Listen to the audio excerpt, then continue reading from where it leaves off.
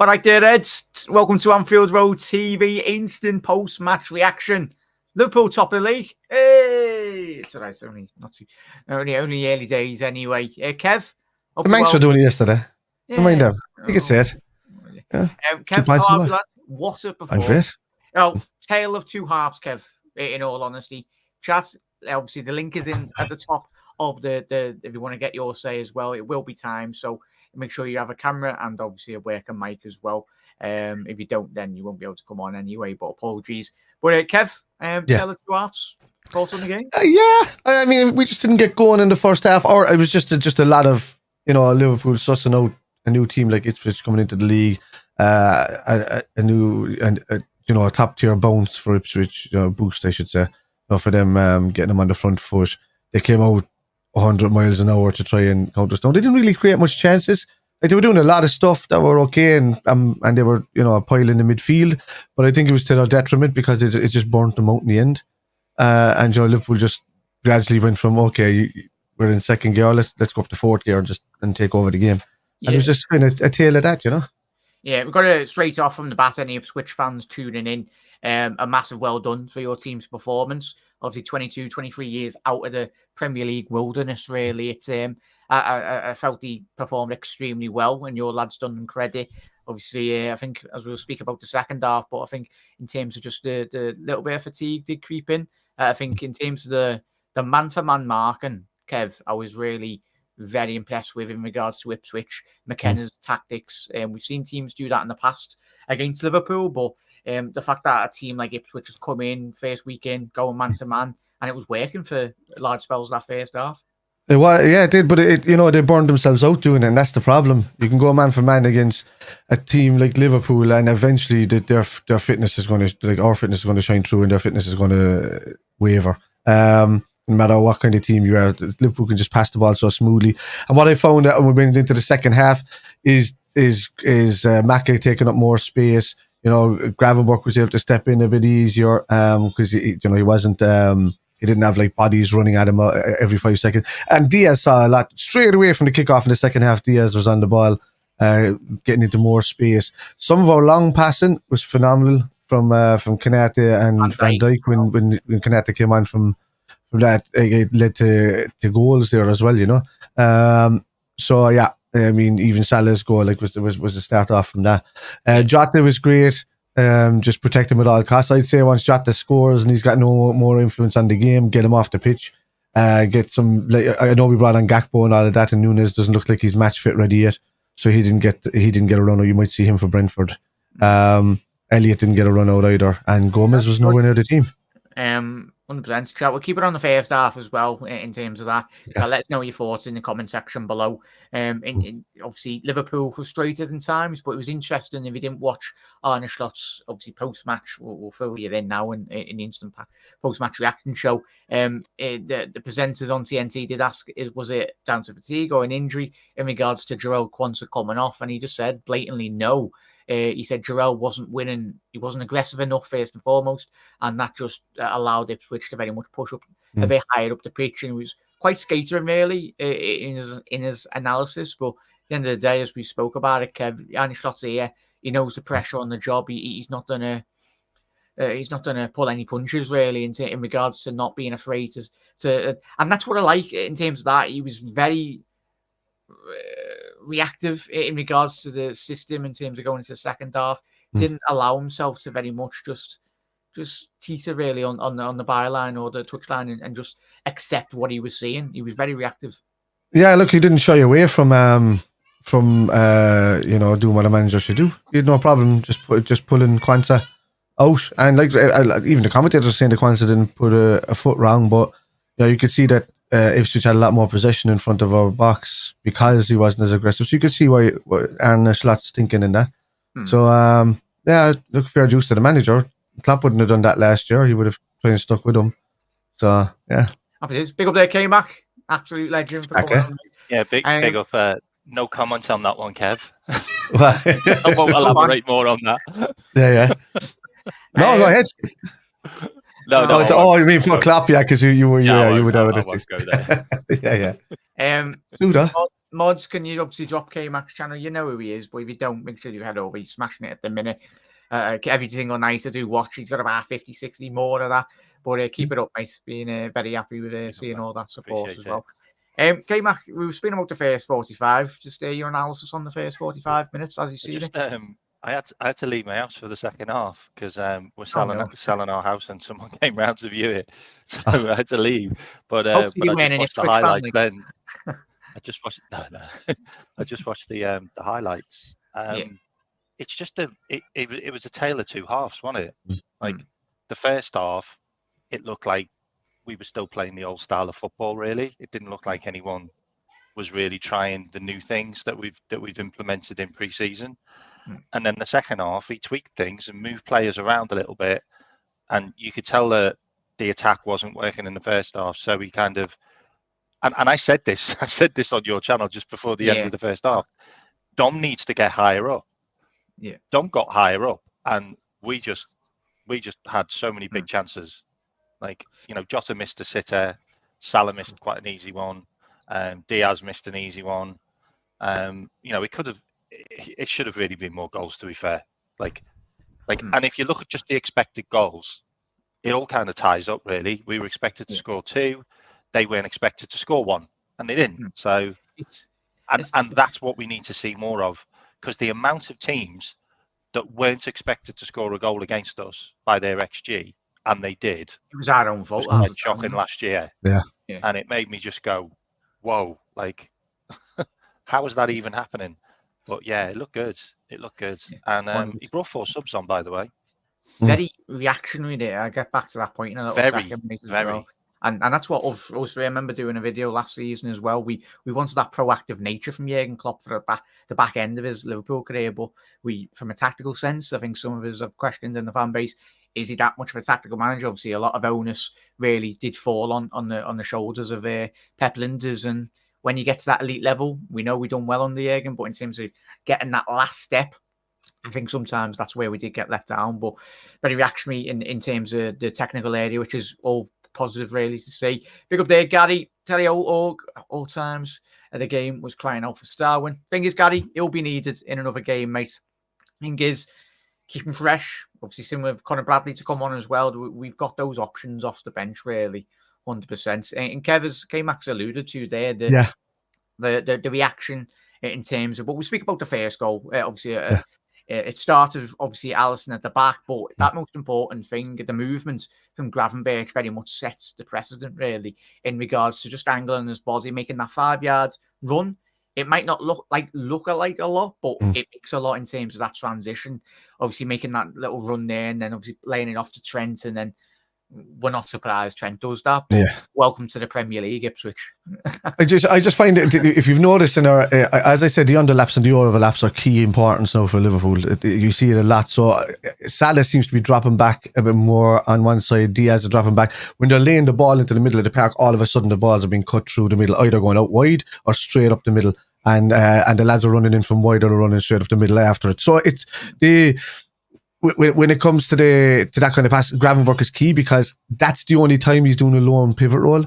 You know, besides playing the double pivot, he's just dropped back that extra bit deeper to allow Maka and Szoboszlai to get that space. It seems the only time that we're going where he's deeper than the other two lads. The rest of the time, he's just in there picking up the space, not really sitting there deep in control in the game. He's just in there cutting out space to Ipswich, and he played that really well. It's the ball from Trent. His vision. A couple of times today, he played some sublime passes. He was unlucky with 1 or 2 that didn't go through, and we were unlucky we didn't score 8 in that second half, to be honest with you. I thought we should have scored a lot more. Diaz should have had 2 alone. Yeah, K-Mac, thoughts on the double pivot there, mate? Obviously, there was a lot of rotation. I think there was elements in the second half where Szoboszlai was dropping in, as you alluded to before, mate. He done that much better in the second half. Obviously, we all know, every Liverpool fan, we want to be seeing that bit more strength in that own nose areas in the next couple of weeks. But in regards to the lads that played, what did you think about them? So I think we need to be a bit realistic here as well. Like, I can see the chat like saying that the double pivot was poor. The double pivot has played 1 game. Like, they played 1 pre-season game together. Like, they're never going to be the finished article, because they haven't played it enough. And you could tell they were kind of learning on the job. And this is what Slot's got to do, by the way. he has to learn on the job with some of those players. Like, and I like the fact that, you know, he's trying different players. The double pivot, the Gravenberch piece, like, he's an orchestrator. He's not a smasher. He's not a warrior like Bruiser. that. He's not going to be there to do that stuff. He's there to orchestrate the midfield from that position and get it to players that are going to be able to play those long passes or make those runs. And Gravenberch was brilliant for me. Like, he really was. Like, it looks like he really understands how to play that role more than a lot of other players, which is interesting because I've never seen him play that role before in his life. Which is where I said that at the start, Jack. In Germany. I said it about 2 years ago. I said when he was at Ajax that he was able to. I seen him dropping back a lot, and it's these passes around the players or ahead of the players that are coming on the attack to him. He takes them out of the game straight away, and then it's straight onto Alexander-Arnold's foot, or it's straight onto Robertson's foot, and all of a sudden you've got a pass and a counter-attack happening where the lads are running up the pitch, and that's the overlap and underlap. He was able to do that a lot at Ajax, even playing from a forward position. I said, I bet you he could play number 6 for Liverpool if he was given a chance, but he's not an out-and-out number 6, more like a pivot, not a bruiser. No, that goes down. I also wanted to mention the overlap and underlap thing that you mentioned as well. Yeah. Like, this is Trent's first game at doing that underlap thing, which he's not used to doing. Like, you know, at the moment he's been used to just dropping into midfield, and he did do that quite a lot, by the way. You could tell he was wandering in there, but then he was realizing, I'm in the wrong lane here. Like, I need to be in the underlap lane. He goes back out again, and like the amount of times he did that, and that ball he played, like, which went right through their entire team, he did that a couple of times.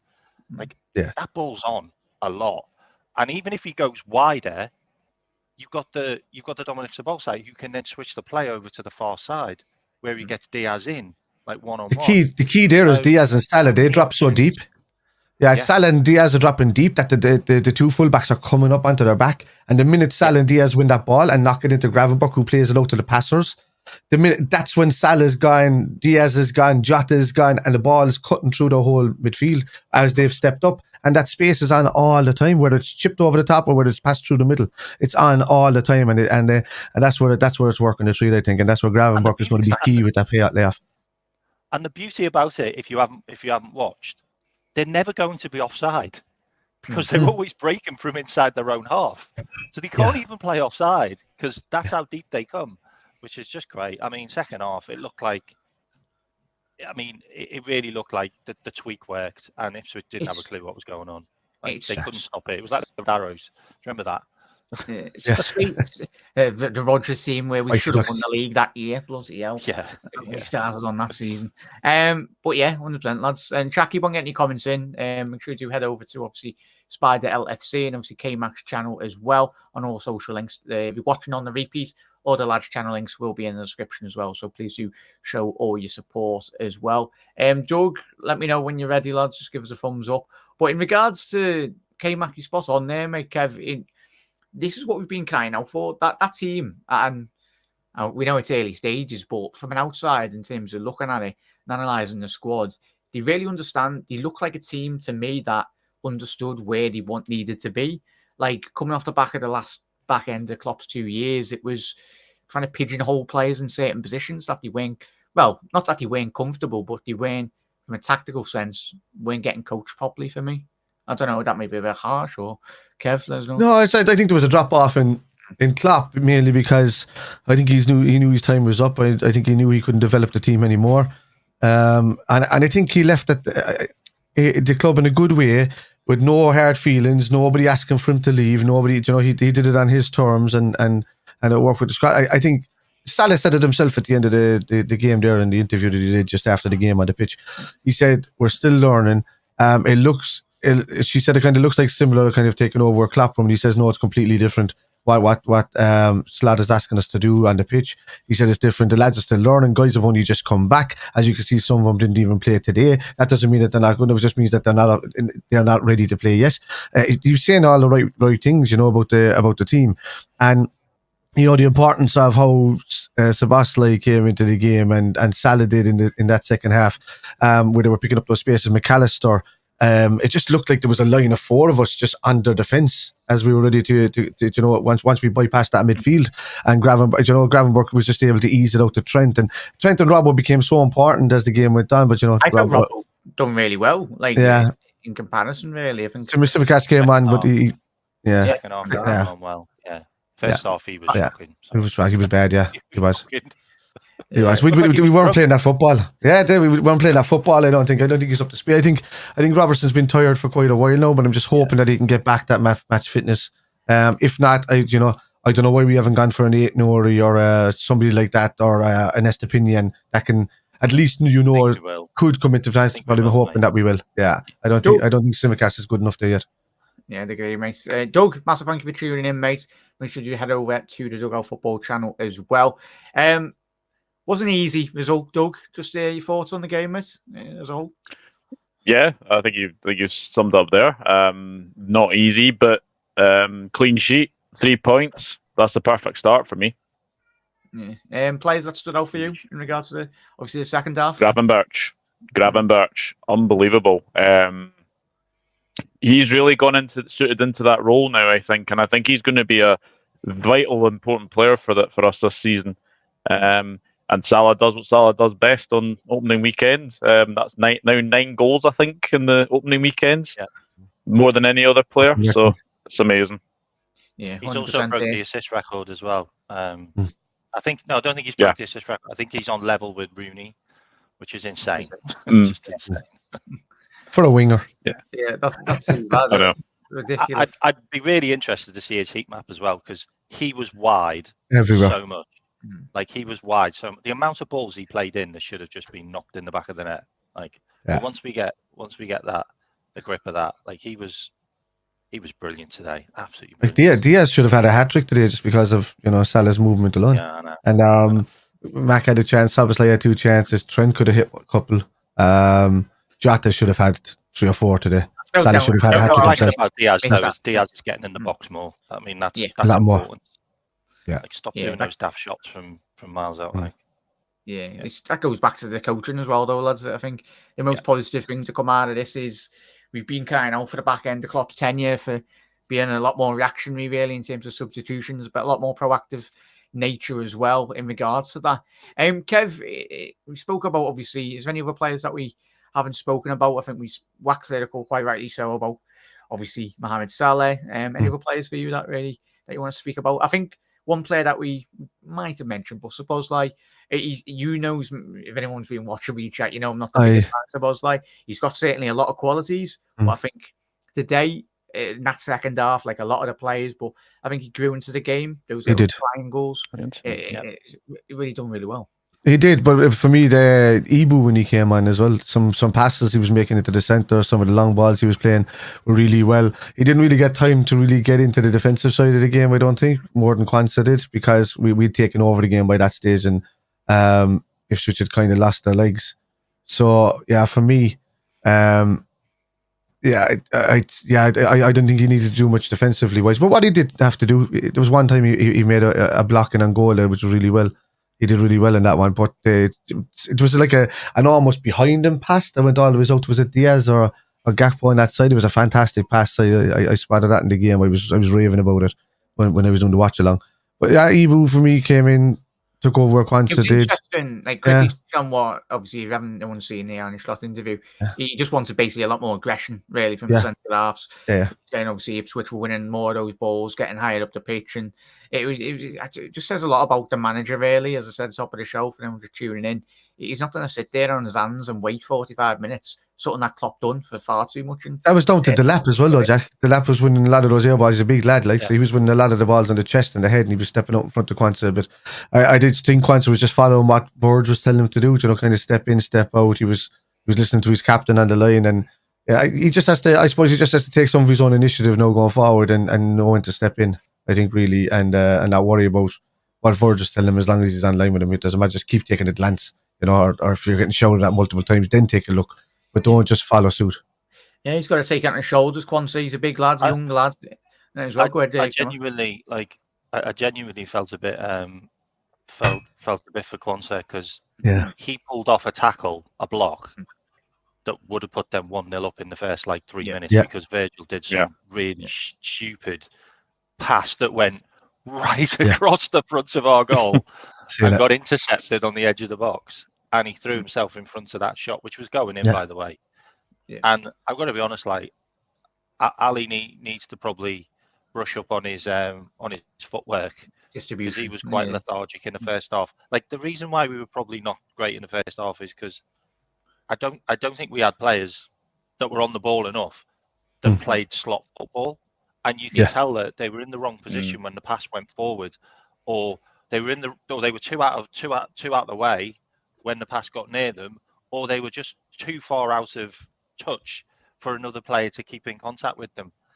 And the left-hand side, they're all new players, by the way, like to slot football. You've got Virgil, you've got Ali for a start, you've got Virgil, you've got Diaz, and you've got Robbo, and you've got McAllister, who've only played one game.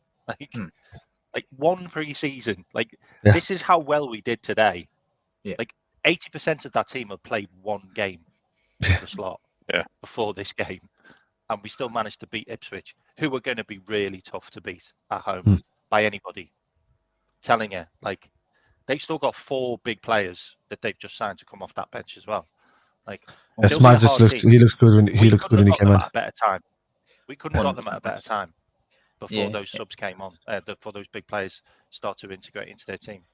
Yeah, if anyone was trying to join in, I think that was one of the lads was trying to join, but there's a couple of technical issues anyway, Andrew. I think we'll just keep it as we are for today, mate. So do apologise. Doug, in terms of obviously K-Max alluded to there, thoughts on Ipswich, as I said, top of the show, any Ipswich fans tuning in. Do you anticipate them to cause a lot more problems? As I was massively impressed by the way in which they imposed themselves, going man to man as well in certain elements, and just at the latter stages of the game, just running out with the energy in the tank. Yeah, I think I said at the top of my show, I think on Friday there or Thursday, I was only 11 the last time that Ipswich were in the Premier League. So I can kind of sort of vaguely remember that 2001-2002 team. But I was very impressed by them. Jacob Greaves, I think, was one player that really stood out for me. I think he's going to be a very big danger from set pieces, and I think he's going to be a real handful for anyone as well. So I honestly think Ipswich will be fine. Compared to the other two, when you look at Leicester and Southampton, they've not had much stability over the years. Ipswich have had a lot of stability over the years with Kieran McKenna being there. So I think they'll be absolutely fine. And I think Portman Road could be a real tough place to go to, because that was a very tough place to go to today. They played well in that first half.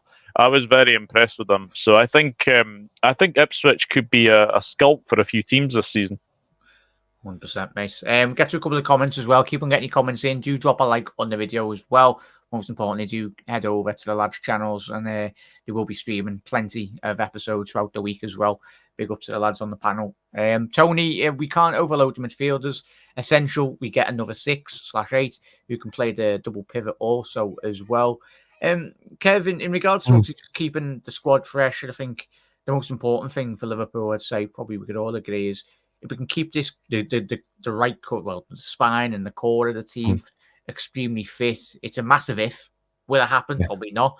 But if we can, and then add onto that quality, Doug. Doug's answering somebody. Somebody call you, Doug. You never muted. Shouting there, lad. Sorry.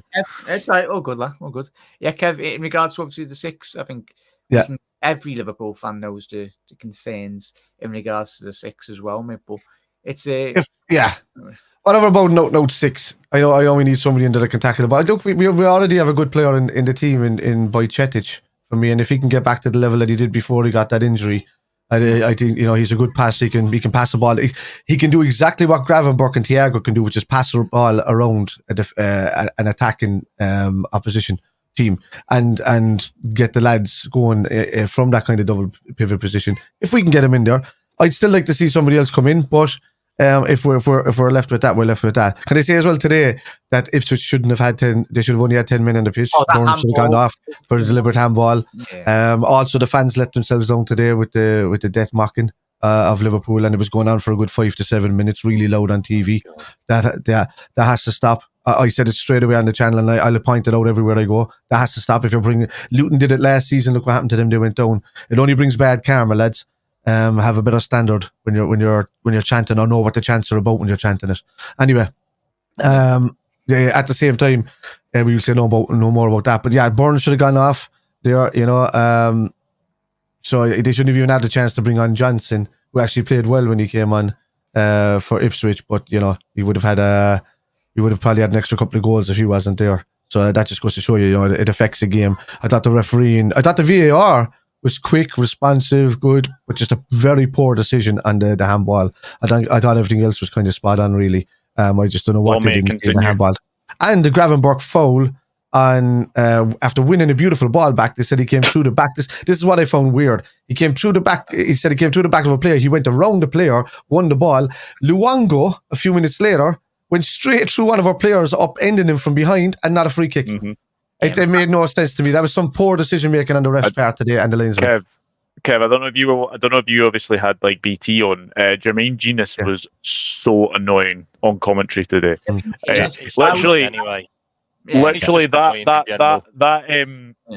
that thing you just said about the Gravenberch one.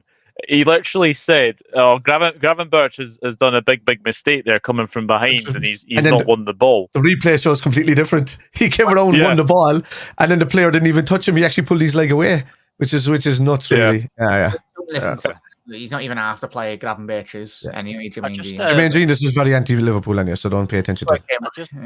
I just wanted to say as well, if we all believe what Paul Joyce has said, by the way, in his incredible interview on Born Red, by the way, if you haven't checked it out, where he literally just sounds like a bitter person who's maybe not getting in the press conferences anymore at Liverpool, and he probably won't after that interview. He said that we're not signing anyone, we're done, that's it, and everything's terrible, and we're not going to sign anyone. I just wanted to say, we had a reserve team which could have played today and probably beaten Ipswich, and that's our reserves, another 11 players that could have just come onto that pitch and probably beat Ipswich again, and they're not even in the team. So, and we also need to have a think about the fact that I get that we're all upset that we didn't get Zubimendi, who by the looks of it stayed because his wife and his kids didn't want to move to England, and that looks like that is the real reason why, which is fine. All right. And I totally understand that. Yeah. Moving your wife and your kids to Liverpool wouldn't be easy for anyone. I wouldn't want to do it where I am. If you're getting paid getting paid $200,000 a week, it will help. But I know. But if we'd have signed him, Gravenberch wouldn't have played today. Gravenberch wouldn't have played. And Gravenberch was quite possibly the best player on the pitch today. So be careful what you wish for, because then these guys don't get a chance, and they end up down the pecking order. We've seen it. We've seen him back with United and Chelsea. They've spent hundreds of millions on players that never work. The thing is about Xerxes. You see, Xerxes might turn out to be a good player for United, and he might have scored in his debut last night. But so did Anthony on his debut against Liverpool. So did Martial on his debut against Liverpool. And he wasn't really in the game. Yeah, it was, wasn't it? It's just kind of it was a really lucky goal. It was against the play. I thought they didn't deserve to win it all. I thought the game deserved to be a draw, really. I thought Fulham were the better side through, but it stayed away from that. I turned off the first half, Kev. Boring game. It was so boring. You know what it reminded me of? You know what Fulham reminded me of? Us last season when we had about 5-on-1. Well, over and over again, and kept on doing the wrong thing. But it always comes down to really the coaching elements for every football team. The fundamental principles stem from the training ground. Arne Slot has done numerous interviews already since he's been at Liverpool, and the outside noise as well. And we've done all of our shows saying new players coming in, or if they're not. But fundamentally, it comes down to the coaching philosophy of any top manager. Pep Guardiola, don't get me wrong, it's all well and good. And as you've already alluded to, lads, spending all the money doesn't necessarily mean that you're going to be successful on a football pitch. You can buy these 50, 60 million pound players, but fundamentally, if you're not coaching them correctly and in the right system and tactical elements in the game, That's where you win titles. Brian Clough, the Shankleys, the Paisleys, the Fergusons, Pep Guardiola. It's all well and good saying your football club, "Oh, go out and spend all that money." But if you've not got the right coach in the dugout, getting the best out of those players systematically, it's going to be a big issue for any side if you've not got the right coach. A few results there coming in at the moment. Ricard for Newcastle. Fabian Schär sent off. Arsenal 1-0 up on Wolves. Brighton 1-0 up on Everton. Forest 1 up in Bournemouth. It's all good. Yeah. I was going to say he's came back to not the best. Havertz at Liverpool as well. I wanted Havertz at Liverpool. Yeah. Is he? That's the thing. Goes back. Another player wasted at Chelsea. Just you look at him, what he done in the Bundesliga for Leverkusen the years prior to his big move to England. Goes to what I've just said. Getting the best out of him. We'll go round the house and then we'll conclude. I know Kev's got to shoot in a little second as well. 28 minutes as well. Sorry, 28 minutes he's been sent off. Yeah. That's not easy. Oh, wow. Sorry, miss. Doug, obviously, final closing thoughts from you, mate. Possibly going into, obviously, the Brentford game where you can summarise what the last bits on the game today, mate. Just same as I would usually say. Very good start to the season. I think we needed to start off with a bang. We've done that, and it's just basically just a case of taking one game at a time. I think is the safest thing. But play like we did in that second half. We're gonna be blitzing teams. I think this season. Kev. Yeah, I think we can. I think. Oh, sorry, something's playing in my ear here. I think we just continue on as we did in the second half. I think the lads are going to develop a bit better when we go as the games go on. I'll take Mo Salah's comments to heart with the way he said that we can really push on. People are only getting back in the team. They're still understanding Slot's philosophy, and even in that they just put it. They just did it well in the second half. The first half, we weren't really allowed because Ipswich were kind of everywhere. They were really man-marking, pushing up where they could. Maka didn't see much space. Diaz didn't see much space. Gravenberch didn't get much time on the ball. But then he just started, once Gravenberch started making space for himself, grabbing the ball a bit deeper, moving on. And the 1-2s are just fantastic moving up the pitch. What I've noticed as well is that when you think a Liverpool player is not about to get a ball or a touch on a ball, to get a ball into space, you can already see Gravenberch running up in the inside, Trent running up in the inside, Sebastian running up in the inside. All of a sudden, Diaz is getting a toe poke in, knocking it inside, and we're away. Salah is getting a toe poke inside, we're knocking it away. I seen it with Alexander-Arnold and with Bradley when he came on. He was, the 1-2s were up the pitch. Everybody knew their role by that second half, and I think once Ipswich stopped running around really like headless chickens, they didn't really create much. There was one block that Kwanzaa made at the start, and the header saved by Ali, and that was it. They didn't really do much with their pressure on us, but we actually went on and we could have scored 8 today easily. Dominant performance, but we know how many games last couple of years where we dominate games and we don't put teams to the sword really, but we've done that today, capitalise on obviously the great quality players that we've had. But K-Mac, closing thoughts, mate, possibly going into the Brentford game, any possible changes or just keep it as it is?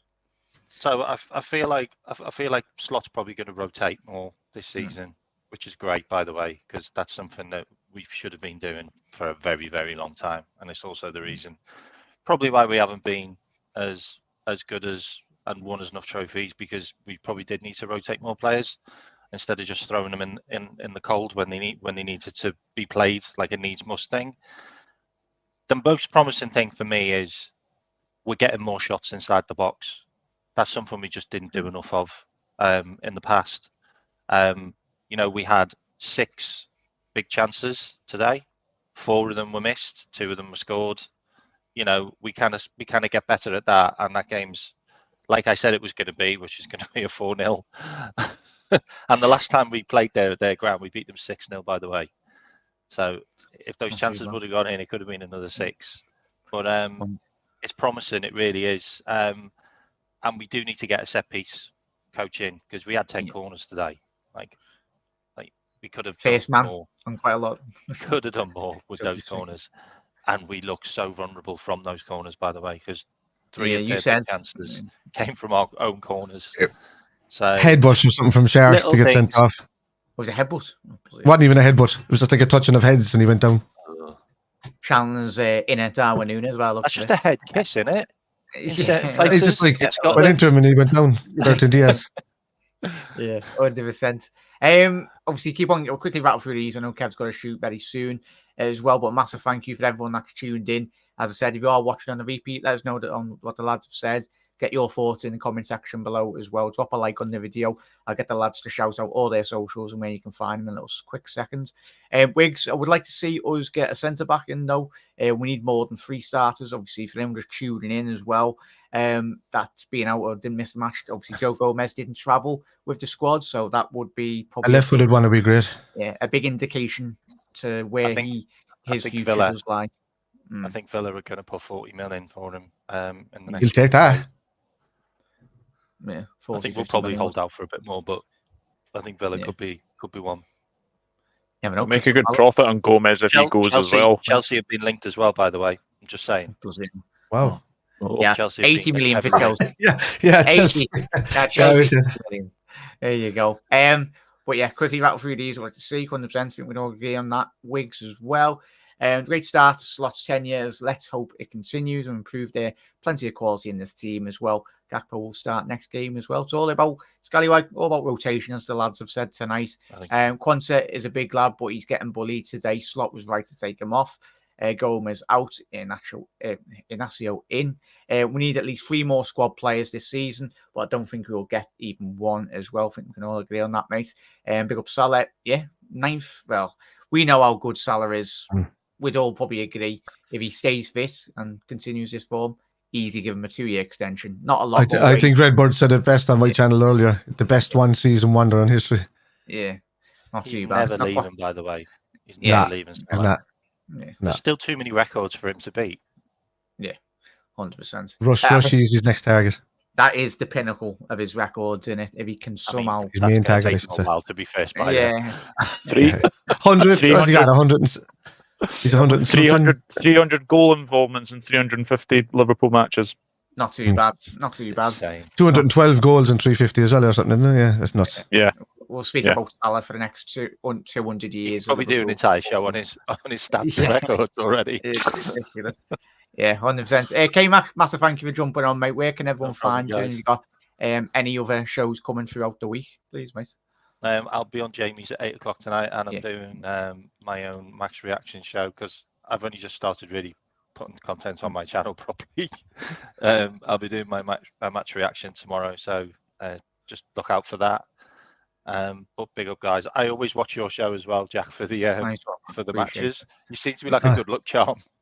Oh, there we go. Keep it up, mate. I don't wear my Liverpool socks anymore. I don't need to. I watch your show now, mate. Every season, well, honestly. Yeah. No, I used to wear the same underwear, came back, but it's after 3 years, you just can't keep wearing. There's only certain amount they came for you, though, are we? No. Well, please, chat. Make sure you do head over to K-Mac's channel. Obviously, check into Jamie's stream as well. Both Jamie and K-Mac absolutely smashing it at the minute. So show your love and support. Load the links to K-Mac's channels. Big up everyone in the chat as well, by the way. In the comments as well, 100%. Doug, quickly, where can everyone find you, please, mate? Thank you for coming on again. No, pleasure. Good to speak to you, Jack, again, and obviously Kev and K-Mac. It's good to speak to you all. The Duggar Football channel on YouTube. I'll probably have a match reaction out very later as well. So I'll keep you informed. But no, thank you for having me. Yeah, all good, mate. Kev, obviously you got to quickly shoot. Where can everyone find you, please, mate? Everybody can find me on Twitter at Spider _ LFC. You'll find me Spider LFC for most places with regards to football, and Irish Spider Guy or Spider for the gaming stuff. I won't be doing a watch along again until the Nottingham Forest game, as I'm going on holidays next week. Off to Spain, 2 weeks. See you later. Bye. I'll be over there just in time with a nice sangria watching the Brentford game. Nice for some minute, that. It is, yeah. And panel. Nice. Bye. Kev, enjoy. Chat, have a lovely rest of your Saturday evening or whatnot, Kickle. And we can relax. Liverpool have won, which is the main thing. But lads and ladies, have a lovely rest of your night. We'll be live again tomorrow at in regards to another 6 p.m. show. Obviously, we'll be doing the watch along for the City Chelsea game. That should be a good one. We'll be watching that, but there'll be another episode out anyway. Just keep an eye on the channel. But please do head over, as K-Mac said there. That's the channel link, hit that subscribe button on the roads. Forget 500k, Mac. Let's get to a K. You'll get to that very soon, mate. I know you will. And lads and ladies, everyone, thank you for tuning in. Have a lovely rest of your night and enjoy the rest of your weekend. See you later, Reds. Up the Reds. Camel.